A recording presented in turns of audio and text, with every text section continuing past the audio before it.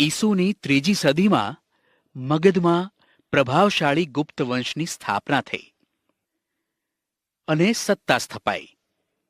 ગુપ્ત વંશે ભારતમાં રાજકીય એકતા, શાંતિ અને સુરક્ષા સ્થાપી. તેનાથી અપૂર્વ સમૃદ્ધિ આવી. આથી ગુપ્ત યુગને ભારતનો સુવર્ણયુગ કહેવામાં આવે છે. સુવર્ણયુગ એટલે દેશની સમગ્ર પ્રજાની સર્વોત્કૃષ્ટ પ્રગતિ, આબાદી. ગુપ્ત સમ્રાટોએ લોકોને શાંતિ અને સમૃદ્ધિ આપી, જેની પ્રશંસા વિદેશી મુસાફરોએ પણ કરી છે. ગુપ્ત યુગનો સુવર્ણયુગ ઘણે અંશે ગુપ્ત સમ્રાટોનું સર્જન હતું. મગધના સામ્રાજ્યમાં શ્રીગુપ્ત ગુપ્ત વંશનો સ્થાપક હતો. તેના પુત્રનું નામ ઘટોત્કચ ગુપ્ત હતું.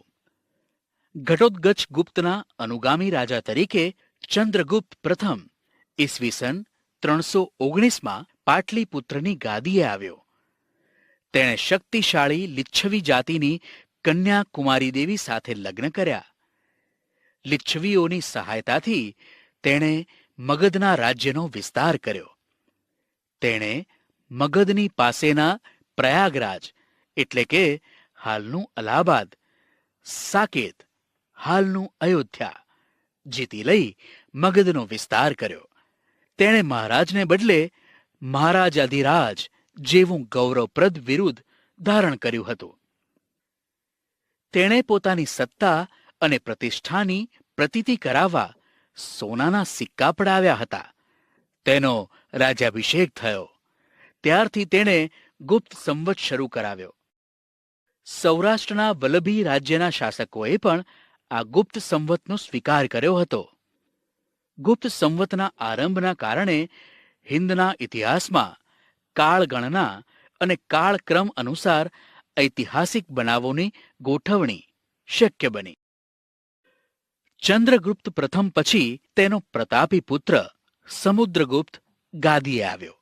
સમુદ્રગુપ્તના સમયની માહિતી અલ્હાબાદના સ્તંભલેખ, પ્રયાગ પ્રશસ્તિ અને તેના સિક્કાઓમાંથી મળે છે. આ પ્રશસ્તિ રાજકવિ હરિશેણે રચી છે. તેમાં સમ્રાટ સમુદ્રગુપ્તના દિગ્વિજયો અને સાંસ્કૃતિક સિદ્ધિઓ વર્ણવી છે.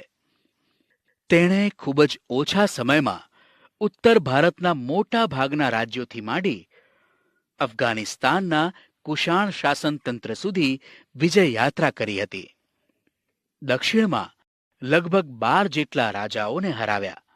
તેણે આ રાજ્યોને હરાવીને તેમના રાજ્યો ખાલસા કરવાને બદલે તેઓને ખંડિયા રાજાઓ તરીકે ડાપણપૂર્વક પુનઃસ્થાપિત કર્યા. રાજ્યનો વહીવટ ચલાવવા રાજ્યપાલો અને અધિકારીઓની નિમણૂક કરવામાં આવતી. સમુદ્રગુપ્ત મહાન વિજેતા અને સંસ્કારી સમ્રાટ હતો. તેની સાહિત્યિક સિદ્ધિઓ તથા ચારિત્ર પણ નોંધપાત્ર હતા. તેણે અનેક કાવ્યોની રચના કરી. કવિરાજનું બિરુદ મેળવ્યું હતું. કમનસીબે તેનું આજે એક પણ કાવ્ય મળતું નથી. એક સિક્કામાં સમુદ્રગુપ્તને વીણા વગાડતો દર્શાવવામાં આવ્યો છે, જે તેનો સંગીત પ્રેમ દર્શાવે છે. તેના શાસનકાળ દરમિયાન અનેક મંદિરો, બૌદ્ધ વિહારો અને જૈન ઉપાશ્રયો બંધાયા હતા. તેણે અશ્વમેઘ યજ્ઞ કર્યો હતો. આ સંદર્ભે તેણે સિક્કા પડાવ્યા હતા. તેણે પોતાના દરબારમાં વિદ્વાનોને એકત્રિત કરી ઉચ્ચ પ્રકારનું સાહિત્ય સર્જન કરાવ્યું હતું. જ્ઞાનીઓ તેની અને તે જ્ઞાનીઓની સોબત ઈચ્છતા હતા. તેણે હિન્દુ ધર્મને ઉત્તેજન આપ્યું હતું. તેણે સામાજિક રીત રિવાજોને સ્વીકાર્યા હતા. પ્રાચીન ભારતના ઇતિહાસમાં સમુદ્રગુપ્તનું સ્થાન વિશિષ્ટ અને નોંધપાત્ર છે. ગુપ્ત સામ્રાજ્યની મહત્તાનો તે સર્જક હતો. તેના સમયથી ગુપ્ત સિક્કાની શરૂઆત થઈ. ઈસવીસન 375માં સમુદ્રગુપ્તનું અવસાન થયું. તેના સ્થાને ચંદ્રગુપ્ત બીજો ગાદી ઉપર આવ્યો. તેણે પિતાએ વારસામાં આપેલા વિશાળ સામ્રાજ્યને સફળતાપૂર્વક સાચવ્યું. એટલું જ નહીં, પણ કેટલાક વિજયો મેળવીને સામ્રાજ્યનો વિસ્તાર વધાર્યો. ચંદ્રગુપ્ત બીજો ગુપ્ત વંશનો સૌથી પ્રતિભાશાળી શાસક હતો. તેના સામ્રાજ્યની સરહદો શક રાજ્યને અડકીને આવી હતી. તેણે ગુજરાત ઉપર હુમલો કરી શક ક્ષત્રપ વંશના રાજ્યનો અંત આણ્યો. આ વિજયની યાદમાં શકારી બિરુદ ધારણ કર્યું અને વિક્રમાદિત્ય પણ કહેવાયો. તેણે 300 વર્ષથી પગદંડો જમાવી બેઠેલા શક ક્ષત્રપોને હાંકી કાઢવાનું નક્કી કર્યું. તે માટે તેણે શક્તિશાળી રાજ્યો સાથે લગ્ન સંબંધો બાંધી તેમની મદદથી પોતાનું સૈન્ય બળ વધાર્યું. આ લગ્ન સંબંધો તેણે પોતાના સામ્રાજ્યના વિસ્તારમાં અને દુશ્મનોને મહાત કરવામાં ખૂબ ઉપયોગી થયા. તેણે જીતેલો નવો પ્રદેશ ઘણો જ અગત્યનો હતો. ગુજરાત અને સૌરાષ્ટ્રના સમૃદ્ધ પ્રદેશો ભૃગુ કચ્છ, ભરૂચ અને સ્તંભતીર્થ, ખંભાતના દીકતા બંદરો ગુપ્ત સામ્રાજ્યને મળ્યા. પરિણામે રાજ્યનો દરિયાઈ વેપાર ખૂબ વધ્યો અને ગુપ્ત રાજાઓ અખૂટ સંપત્તિના માલિક બન્યા. જુઓ ગુપ્ત સામ્રાજ્યનો વિસ્તાર દર્શાવતો આ નકશો. ચંદ્રગુપ્ત દ્વિતીયના સમયમાં આવેલા ચીની યાત્રાળુ ફાહિયાને ગુપ્ત રાજ્ય વહીવટના અને ગુપ્ત સામ્રાજ્યની સમૃદ્ધિના વખાણ કર્યા છે.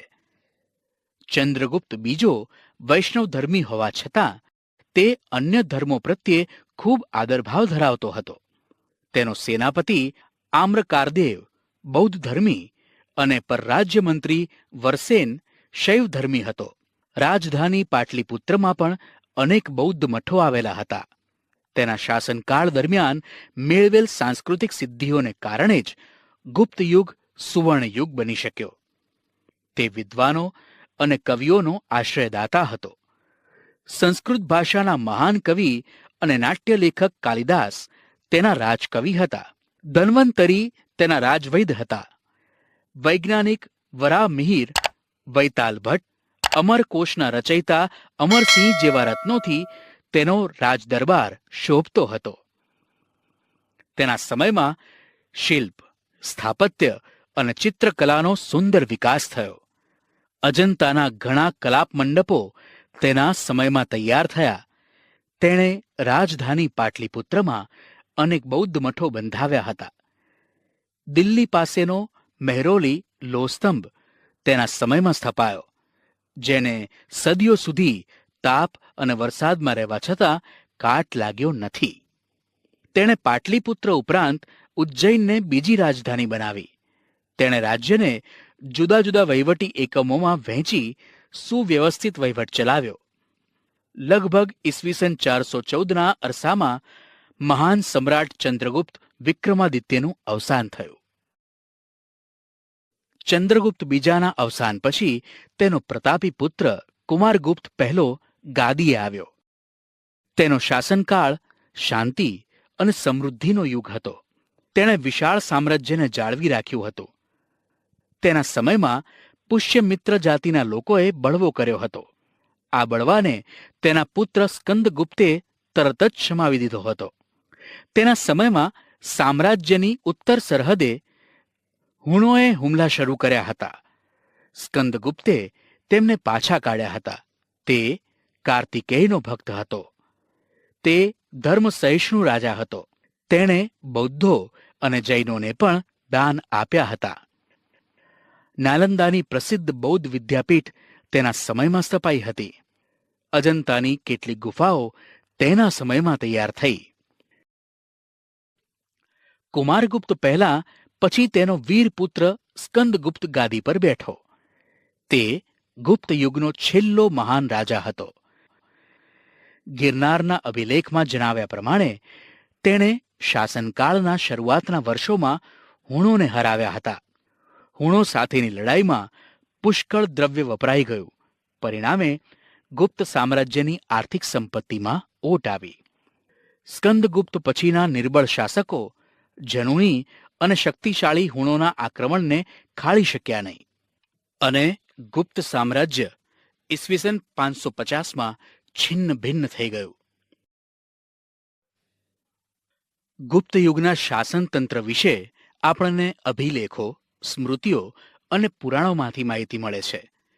તે પ્રમાણે શાસનતંત્ર કેન્દ્રીય, પ્રાંતીય અને સ્થાનિક એમ 3 વિભાગોમાં વહેંચાયેલું હતું. કેન્દ્રીય વહીવટીતંત્ર. ગુપ્ત શાસનતંત્રમાં સમ્રાટ વહીવટીતંત્રના કેન્દ્રસ્થાને હતા. તેઓ મહારાજાધિરાજ, પરમ ભાગવત જેવા બિરુદો ધરાવતા હતા. વહીવટીતંત્રમાં મુખ્ય સેનાપતિ, મહાબલાધિકૃત, વિદેશ મંત્રી, મહાસંધિ વિગ્રહક, મહેલો અને દ્વારોના રક્ષકોના વડા મહાપ્રતિહારા કહેવામાં આવતા. મહાઅશ્વપતિ એ ઘોડેસવાર સેનાના વડા અને મહાપિલુપતિ એ હાથીની સેનાના વડા હતા. રાજ્યના દસ્તાવેજો સાચવવા માટે પુસ્તકપાલની નિમણૂક કરવામાં આવતી. પ્રાંતીય વહીવટીતંત્ર. પ્રાંતના વડા તરીકે મોટે ભાગે રાજકુમારને મૂકવામાં આવતા. કુમારામાત્ય અને આયુક્ત પ્રાંતમાં મુખ્ય ભૂમિકા ભજવતા. પ્રાંતને ભુક્તિ કહેવામાં આવતું, જેના વડા પ્રાદેશિક હતા. પ્રાંતને જિલ્લામાં વહેંચવામાં આવતું, જિલ્લાને વિષય કહેવામાં આવતો. કેટલાક નગરો અને રાજધાની પાટલીપુત્રમાં મ્યુનિસિપાલિટી જેવી વહીવટી વ્યવસ્થા દેખાય છે.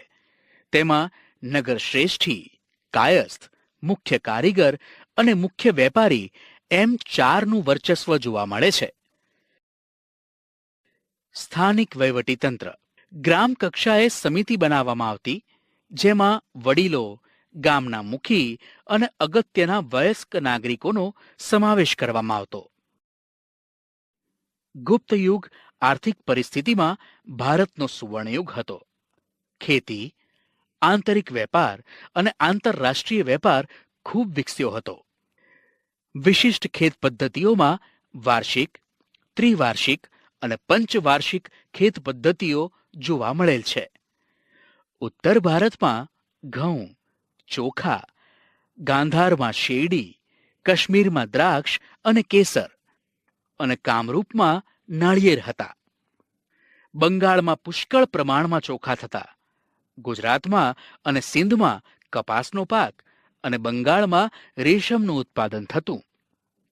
દક્ષિણ ભારતમાં મરી મસાલા, રેશમ અને કપાસનો વેપાર વિકસ્યો હતો.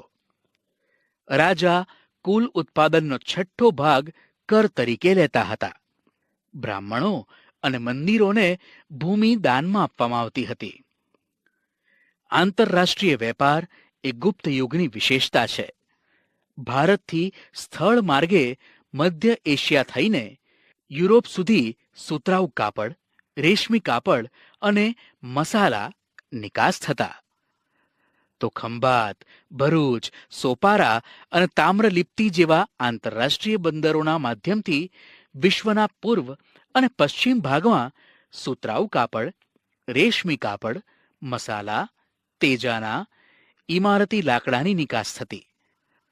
જ્યારે સોનું, ચાંદી, કિંમતી વાસણો અને સુખ સગવડોના સાધનોની આયાત થતી. ગુપ્ત યુગમાં હિન્દુ ધર્મ અને સંસ્કૃતિ પૂર્ણ કળાએ ખીલેલા જોવા મળે છે. ગુપ્ત સમ્રાટો વૈષ્ણવ ધર્મને રાજ્ય ધર્મનો દરજ્જો આપતા.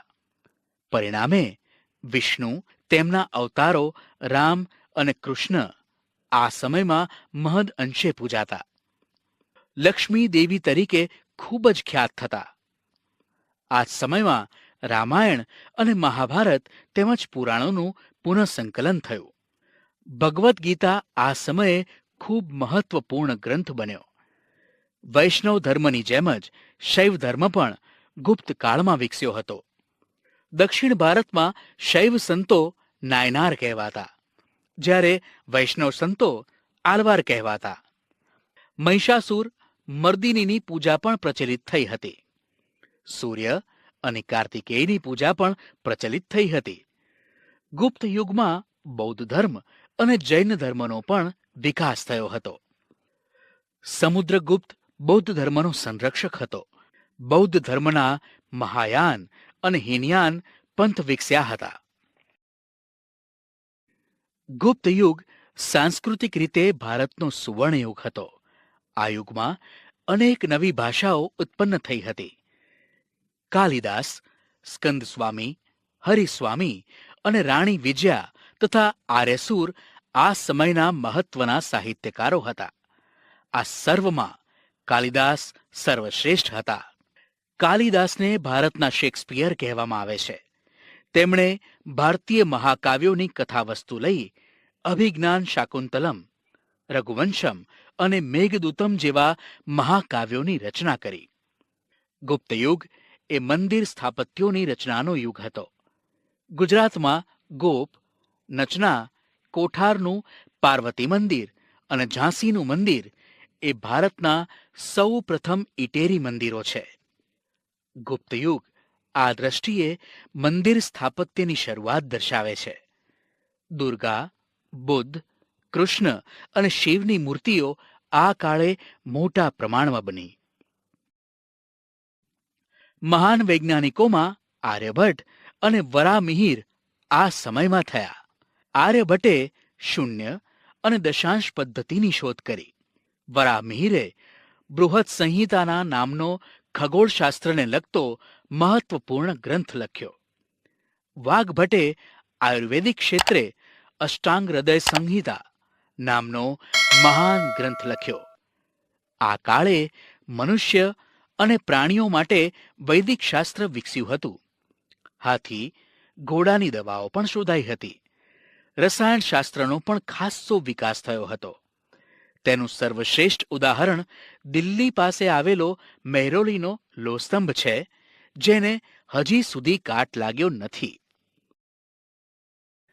ગુપ્ત યુગ પછી પ્રાચીન ભારતના મહત્વપૂર્ણ રાજ્યોમાં હર્ષવર્ધનનું રાજ્ય ગણાય છે. તેઓ થાણેશ્વરના પુષ્યભૂતિવર્ધનના વંશના હતા. પ્રભાકર વર્ધનના પુત્ર રાજવર્ધન અને હર્ષવર્ધન હતા, જ્યારે તેમની પુત્રી રાજ્યશ્રી હતી. રાજ્યશ્રી કનોજના રાજા ધ્રુવવર્માને પરણી હતી. ગૌડ રાજવી શશાંક અને માલવ રાજે રાજ્યશ્રીનું અપહરણ કરી રાજ્ય પર આક્રમણ કરતા મોટી કટોકટી ઊભી થઈ. રાજ્યવર્ધનનું મૃત્યુ રાજ્યશ્રીને બચાવવા જતા થયું. આવી કટોકટી ભરી પરિસ્થિતિમાં ઈસવીસન 606માં સમ્રાટ હર્ષે રાજ્યારોહણ કર્યું. તેમણે રાજ્યશ્રીને બચાવ્યા. એટલું જ નહીં, રાજ્યશ્રીનું રાજ્ય કનોજ અને થાણેશ્વર એમ બંને રાજ્યો પર પોતાનું યોગ્ય શાસન સ્થાપ્યું અને શાસન સ્થપાયું. હર્ષવર્ધન પ્રાચીન ભારતના છેલ્લા મહાન સમ્રાટ હતા. તેમણે મગધ, ઓરિસ્સા, સારસ્વત, ગોડ, મિથિલા સુધી પોતાનું સામ્રાજ્ય ફેલાવ્યું હતું. તેના સમકાલીન રાજ્યોમાં વલ્લભીના મૈત્રક રાજા ધ્રુવસેન તેના જમાઈ હતા. દખ્ખણમાં પુલકેશી બીજો સૌથી શક્તિશાળી રાજા હતો. હર્ષવર્ધન અને પુલકેશી વચ્ચે થયેલા નર્મદાના યુદ્ધમાં સમ્રાટ હર્ષનો પરાજય થયો. હર્ષ મોટે ભાગે નર્મદાથી ઉત્તરના શક્તિશાળી રાજા ગણાતા હતા. સમ્રાટ હર્ષનું સાંસ્કૃતિક પ્રદાન ખૂબ જ અગત્યનું હતું. તેના સમયમાં મહાન ચીની યાત્રી યુવન શ્વાંગ ભારત આવ્યા હતા. તેના રાજદરબારમાં રહ્યા હતા. હર્ષ શૈવ ભક્ત હતા અને પછીથી બૌદ્ધ ધર્મના મહાન અનુયાયી બન્યા. તેમણે કનોજમાં યુવન શ્વાંગના અધ્યક્ષપદે એક ધર્મ પરિષદનું આયોજન કર્યું. બુદ્ધની પ્રતિમાને હાથીની અંબાડી પર મૂકી તેની પૂજા કરાવી, સ્થાપિત કરી હતી.